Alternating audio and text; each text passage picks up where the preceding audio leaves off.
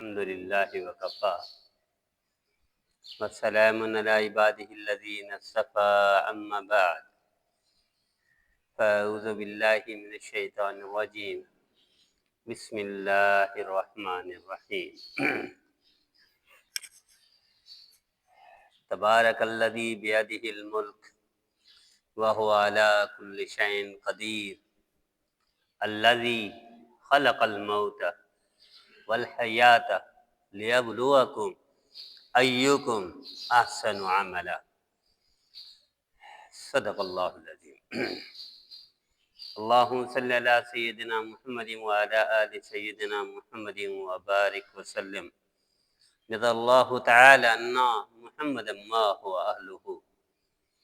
اللہم صلی علی محمد فی اول کلامنا، اللہم صلی علی محمد فی اوسط کلامنا، اللہم صلی علی محمد فی آخر کلامنا۔ میرے بھائی اور دوستو، رمضان کا مہینہ ہماری زندگیوں میں یہ خوش نصیبی ہے ہماری۔ نبی کریم صلی اللہ تعالی علیہ وآلہ وسلم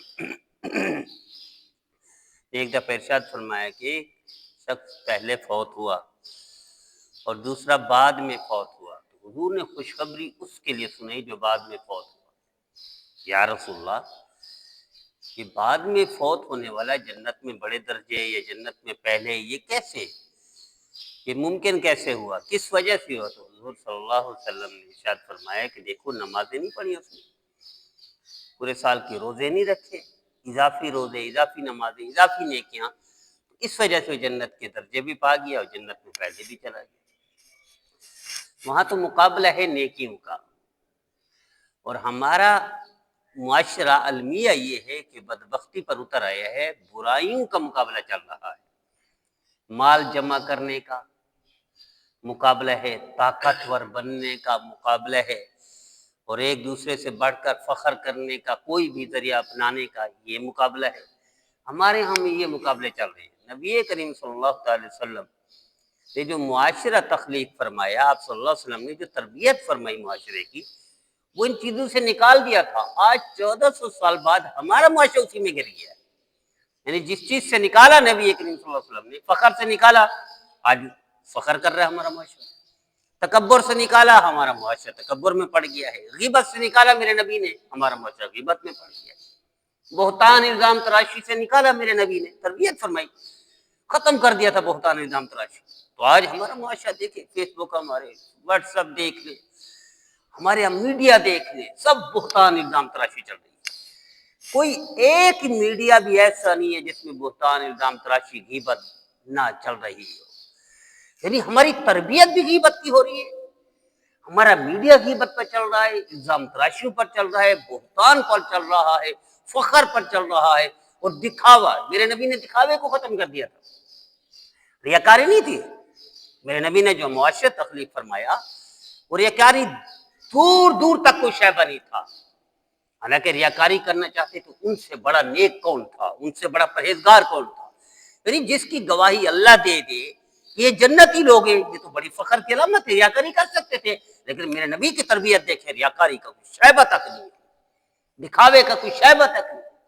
اور ہمارے یہاں دکھاوا، بچیاں دکھاوے کے لیے پیش کر دیتے ہیں، بیویاں دکھاوے کے لیے پیش کر دیتے ہیں، لڑکیاں دکھانے کے لیے پیش کر دیتے ہیں، دکھاوے کے لیے گاڑیاں پیش کر دیتے ہیں، گھر دکھاوے کے لیے پیش کر دیتے ہیں، وہ پتہ نہیں کیا کیا چیزیں دکھاوے کے لیے معاشرہ میں۔ آپ نے دیکھا ہوگا بعض شادیوں میں جہیز کی پوری لائن لگا کے رکھ دیتے ہیں، یہ بھی بعض جگہوں پر دیکھا، بدبختی دیکھی۔ میرے نبی نے فرمایا ریاکاری ختم کرو، دکھاوا نہیں ہونا چاہیے۔ اور وہ چیز بتاتے ہیں، یہ چیز دی ہے بیٹی کو، یہ دی ہے، یہ دی ہے، یہ، حالانکہ تو چھپانے کی چیزیں تھی۔ ریاکاری تو میرے نبی نے منع فرما دیا تھا، دکھاوا تو منع فرما دیا تھا، لیکن یہ امت سے مراد ہمارا خطہ، ہمارا معاشرہ خصوصاً بدقسمتی دیکھیے۔ دنیا میں مدینہ منورہ کے بعد جو معاشرہ تخلیق ہوا ہے نا، دین پر، کلمہ پر، اسلام پر، وہ ہمارا معاشرہ ہے، وطن عزیز پاکستان ہے۔ اور وہی وطن عزیز پاکستان ہر برائی کی جڑ پکڑ چکا ہے، ہر برائی کو اپنا چکا ہے۔ حالانکہ برائی کو ختم کرنا تھا۔ بھائی ہم نے انگریز کو بھگایا اور آزادی حاصل کی کس نے کی تھی؟ لا الہ الا اللہ۔ پاکستان کا مطلب کیا؟ لا الہ الا اللہ۔ تو کیا ہم لا الہ الا اللہ پر قائم ہیں؟ عدالتیں دیکھنے کا بڑا ہو چکا ہے، کوئی لا الہ الا اللہ پر نہیں۔ ہمارے انتظامی مشینری دیکھ لیں، پولیس کو دیکھ لیں، کوئی لا الہ الا اللہ پر نہیں۔ ہمارا کوئی بھی سیٹ اپ دیکھ لیں، کوئی لا الہ الا اللہ پر نہیں۔ ہمارے معاملات دیکھ لیں، کوئی لا الہ الا اللہ پر نہیں۔ کوئی ایک چیز آپ نہیں دکھا سکتے وطن عزیز پاکستان میں جو خالص آپ کو مل جائے۔ دودھ سے لے کر مثالیں، چاول سے لے کر آٹا، کوئی چیز ہمارے معاشرے میں خالص نہیں ملتی میرے عزیزو۔ ہم کتنا پستی میں چلے گئے ہیں۔ صرف نمازیں پڑھنے سے کام نہیں چلے گا۔ نمازیں، اس کا مطلب نمازیں منہ پر ماری جا رہی ہیں۔ نماز تو پیمانہ تھا، روزہ تو پیمانہ تھا، نیکی تو پیمانہ تھا کہ بندہ ٹھیک ہو گیا ہے۔ وہ میں نے کئی دفعہ عرض کیا، مولانا الیاس رحمۃ اللہ علیہ کے پاس مہمان آیا تو حضرت مولانا الیاس رحمۃ اللہ علیہ نے مہمان کے لیے فرمایا خادم کو بھی کھانا لے آؤ۔ کھانا لے آ رہا، پکا پکایا لا رہا تھا یا پکوا کر لا رہا تھا، قریب آیا تو پاؤں پھسلا، گر گیا کھانا۔ تو فرمایا اپنے ساتھ بیٹھے ہوئے مولانا یوسف صاحب رحمۃ اللہ علیہ تھے یا کوئی اور تھے، پھر میاں اس کی نماز چیک کرو، خادم کی نماز چیک کرو، اس کی نماز گڑبڑ ہے ورنہ سے کھانا نہ گرتا۔ بھیا ہم یہ سوچ سکتے ہیں کہ کھانے کے گرنے کے ساتھ نماز کا کیا تعلق؟ لیکن اللہ والوں کی نظر دیکھیے، فرمایا اس کی نماز گڑبڑ ہے، اگر اس کی نماز ٹھیک ہو جاتی تو اس سے کھانا نہ گرتا۔ میرے عزیزو، نماز ٹھیک ہو جائے معاشرہ ٹھیک ہو جاتا ہے۔ ہماری مسجدیں بھی بھری ہوئی ہیں، اس میں بھی کوئی شک نہیں، تو کیا معاشرہ ٹھیک ہو گیا؟ معاشرہ تو اور برائی میں چلا گیا ہے۔ اس کا مطلب یہ کہ نمازیں بھی گڑبڑ ہے ہماری۔ دیکھیں نبی کریم صلی اللہ علیہ وسلم کا ارشاد گرامی ہے کہ تو دیکھے گا، صحابی فرما رہے تو دیکھے گا مسجدیں بھری ہوں گی، ان میں کوئی بھی نمازی نہیں ہوگا۔ تو کیا ہم یہاں میچ کھیلنے آتے ہیں؟ نعوذ باللہ۔ کیا ہم ورزش کرنے آتے ہیں؟ نعوذ باللہ۔ یا کوئی تماشا دیکھنے آتے ہیں؟ نعوذ باللہ۔ نہیں، نماز پڑھنے آتے ہیں۔ تو اس کا مطلب یہ ہے کہ ہماری نمازیں سنت کے مطابق نہیں ہے، گڑبڑ ہے، سنت سے خالی ہے ہماری نماز۔ ہمارے کسی ساتھی سے پوچھ لیں نماز میں سنتیں کتنی ہیں، واجبات کتنی ہیں، کسی ساتھی 99% کو پتہ نہیں ہے۔ 70 سال نمازیں پڑھتے پڑھتے ہو گئے، 60 سال ہو گئے، 50 سال ہو گئے، 40 سال ہو گئے، اسے پتہ نہیں سنت نماز میں کتنی، واجبات کتنی اور کون کون سے نہیں پتہ۔ تو کیسے زندگی ٹھیک ہوگی؟ تو میرے عزیزو، ہمارا معاشرہ مدینہ منورہ کے بعد، وہ جو اسلامی ریاست تھی ابتدائی پہلی، اس کے بعد جو معاشرہ تخلیق پایا، جو معاشرہ وجود میں آیا، جس کو حیثیت ملی کلمہ کی بنیاد پر، دین کی بنیاد پر، اسلام، وہ یہ وطن عزیز پاکستان تھا۔ لیکن کیا دین پر ہے؟ کوئی ایک نظام دیکھ لے ہمارا، کوئی ایک شعبہ دیکھ لے ہمارا۔ میرا ایک دفعہ جانا ہوا اسٹیل مل، بعض ساتھی گئے ہوں گے تو وہاں بیان رکھا ساتھیوں نے گیا، وہاں ایک گھنٹے کا میں نے تجزیہ پیش کیا وہاں ساتھیوں سے۔ وہاں ہمارے ساتھی ہیں جو اسٹیل مل کی کالونی ہے، اس میں تقریباً 12 یا 13 مساجد ہیں۔ ان میں ایک مسجد میں بیان تھا، اب مجھے یاد نہیں، اصحاب کاف مسجد نام تھا یا اویس کرنی نام تھا، اس طرح مسجد کا نام تھا۔ وہ موجود ہے، آج بھی موجود ہے، ان کی بڑی کالونی ہے۔ میں نے تھوڑا سا جائزہ لے لیا گھومنے کے بعد، میں نے کہا یار یہ آج سے 20 سال پہلے کی بات ہے یا 25 سال ہو گئے۔ میں نے کہا یار مجھے ایسا لگ رہا ہے یہ تو کباڑہ کر رہے ہیں اسٹیل مل کا۔ 25 سال پہلے، تقریباً 20 اور 25 سال کے درمیان اتنا عرصہ گیپ ہو گیا ہے۔ میں ایک گھنٹے کا جائزہ لیا، میں نے کہا یہ اسٹیل مل کا کباڑہ کر رہے ہیں تو کیا آپ نہیں سمجھتے کہ یہ نہیں سمجھ رہے ہوں گے کہ ہمارا اپنا نقصان ہو رہا ہے؟ اپنا نقصان ہو رہا ہے؟ کہہ رہے ہیں نہیں، سب کو پتہ ہے، سارے مل کر بیڑا گر کر رہے ہیں اس کا۔ یہ وہ الفاظ ہیں جو اندر کام کرتے ہیں اسٹیل مل کے اندر۔ اسٹیل مل اس وقت زورو پر تھی، جو بن پر تھی، اس کے اپنے 19 یا 18 ارب روپے موجود تھے اسٹیل مل کے اپنے اکاؤنٹ میں۔ آج اس کی مشینری کے پرزے بھی بیچ رہے ہیں وہی ورکر جو اندر کام کر رہے ہیں۔ اس وقت بھی یہی چل رہا تھا۔ وہ جو چوری چل رہی تھی نا اس وقت، میں نے ایک گھنٹے میں محسوس کر لی۔ میں نے کہا مجھے نہیں دکھتا کہ آگے چل کر یہ برقرار رہے۔ جو اندر کے کام کرنے والے اتنے چور ہیں، چوریاں چل رہی ہیں اور 2 نمبریاں چل رہی ہیں، فراڈ چل رہے، تو یہ تو نظام نہیں چل سکتا۔ ایسا نظام تو کبھی نہیں چل سکتا دنیا میں، یہ تو برباد ہو جائے گا۔ انہوں نے کہا یہ ایک نہیں، یہ سارے ایسا کر رہے ہیں، مل جل کر برباد کر رہے ہیں۔ تو اس چمن کو ہم نے سب نے غرق کیا ہے، برباد کیا ہے. یہ کسی ایک شعبے کا کام نہیں ہے، کسی ایک شعبے کا کام نہیں ہے میرے عزیزو. جبکہ میرے نبی نے تربیت کیا کی تھی؟ صرف نیکی کی تھی، برائی کو نکال کر جڑ سے پھینک دیا تھا میرے نبی نے. اور میں نے جیسے عرض کیا، مدینہ منورہ کے بعد 1400 سال میں کلمہ کی بنیاد پر ہمارا معاشرہ وجود میں آیا ہے. لیکن کیا کلمہ پر ہے؟ لا الہ الا اللہ پر ہے؟ نہیں ہے. لا الہ الا اللہ کا مطلب کیا ہے؟ کہ کوئی دل میں ڈر نہ ہو. ہم تو سارے ایس ایچ او سے بھی ڈرتے ہیں، ہم تو سارے ڈی ایس پی سے بھی ڈرتے ہیں، ہم سارے ایس پی سے بھی ڈرتے ہیں. حالانکہ یہ سارے نوکر ہوتے ہیں معاشرے کے. D S P, S P, S S P, یہ نوکر ہوتے ہیں معاشرے کے. یہ تکلیف دینے کے لیے نہیں ہوتے، یہ وہ کرنے کے لیے، خدمت کرنے کے لیے ہوتے ہیں. لیکن وطن عزیز پاکستان واحد بدقسمت ملک ہے، یہ بادشاہ بن جاتے ہیں. چھوٹے چھوٹے لوگ بھی بادشاہ بن جاتے ہیں میرے عزیزو. کیوں؟ کیونکہ ہم سارے بھولے بھالے ہیں. اگر ہم سارے قانون کو جانتے ہوں اور سب کا ہمارا اتحاد و اتفاق ہو تو مجال ہے سچوں زیادتی کر سکے کسی سے. تو خادم ہوتے ہیں، نوکر ہوتے ہیں. کیوں بادشاہ بن گیا؟ ہر شعبے میں الو بیٹھا ہوا ہے، ہر شعبے میں فرعون بیٹھا ہوا ہے. وہ ہم فرعون اس کی مثال دیتے ہیں جو بدبخت بیچارہ 5000 سال پہلے گزر گیا. ہمارے ہر شعبے میں فرعون بیٹھا ہوا ہے. کیا ہم ان فرعونی کی مذمت کرتے ہیں؟ نہیں کر سکتے. کیوں؟ ہم لا الہ الا اللہ پر کھڑے نہیں، لا الہ الا اللہ والا پر ڈر نہیں ہوتا. تو خیر یہ الگ بحث ہے ہماری. تو میرے عزیزو، رمضان میرے نبی کی تربیت کیا تھی؟ صرف نیکی. رمضان کا مطلب کیا تھا؟ صرف نیکی کرنی ہے، اعمال کرنے ہیں.